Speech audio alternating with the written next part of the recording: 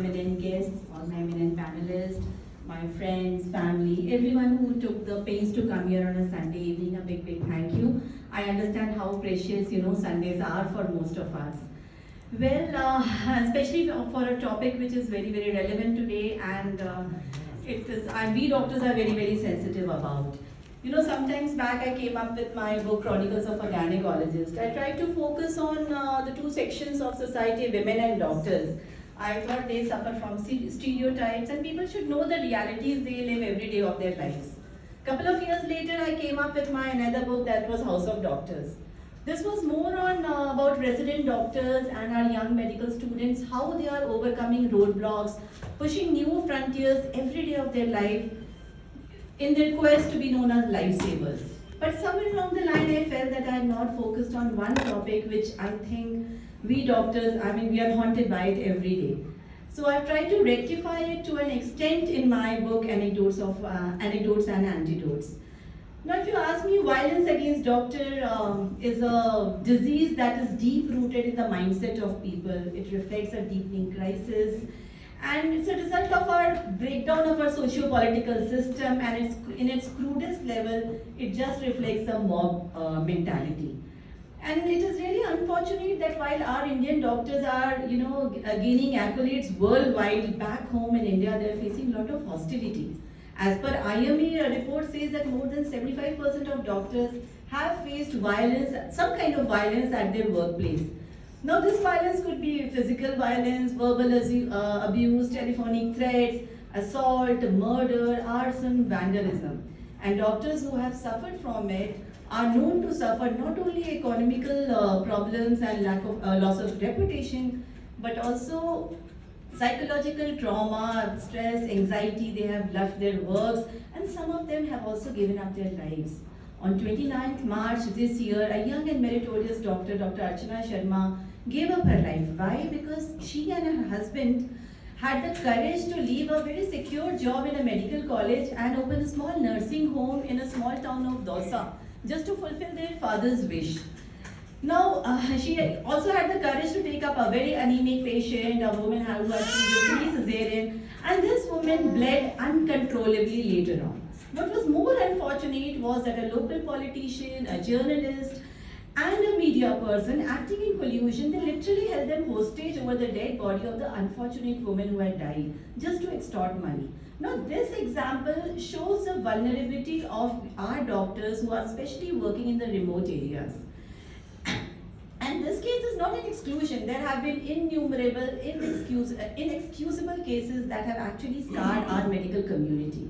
If you look at the policy level, our government spends less than barely 5% on the healthcare budget. And the government is responsible for only probably less than 20% of providing the healthcare services. Majority healthcare in India is being provided by small nursing homes which are 30 to 40 bedded. And these are not even insurance covered many a times.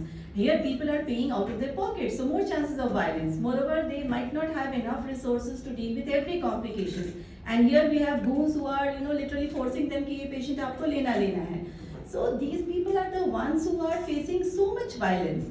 And even the government hospitals are not spared. Here we have a very redundant infrastructure, crunching of resources, and long strenuous duty hours. All these make them more prone to mistakes and also more prone to violence.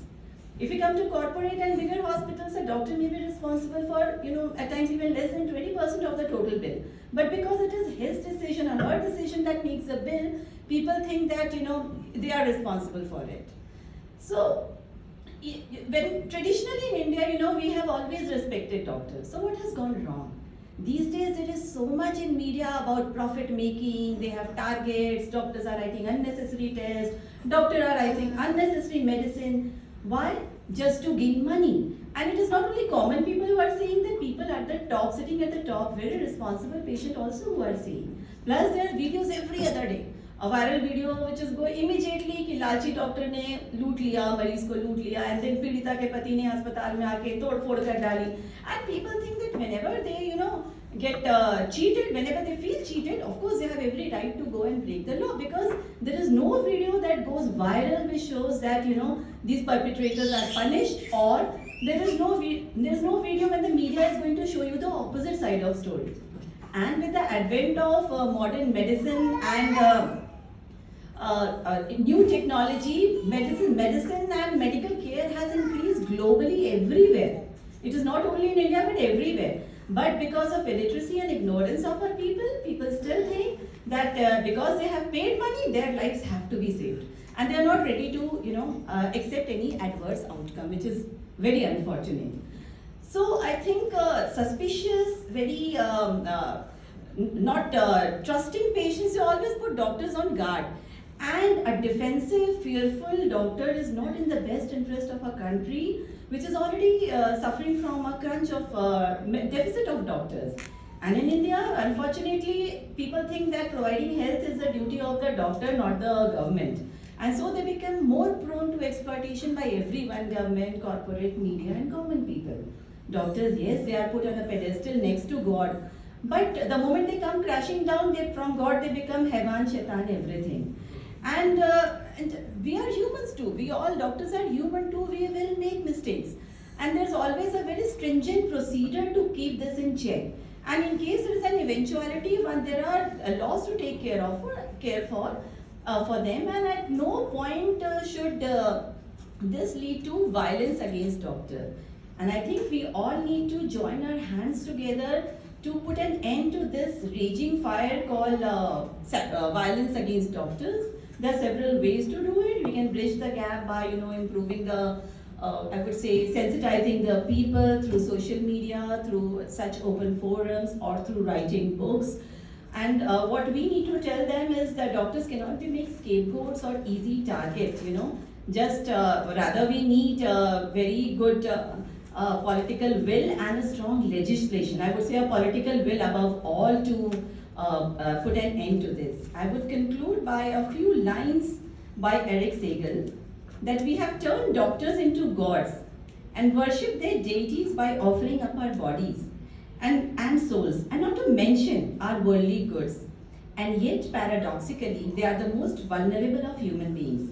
Their suicide rate is about 8 times the national average. Their percentage of drug addiction is 100 times higher. And because they are painfully aware that they cannot live up to our expectations, their anguish is unquantifiably intense. They have been aptly called as the wounded healers. So friends, let's put a stop to the sacrifice of doctors at the altar of nobility and duty. Let's heal our healers, take care of our caregivers so that they in turn can take care of us in our most vulnerable and most critical times. Thank you so much.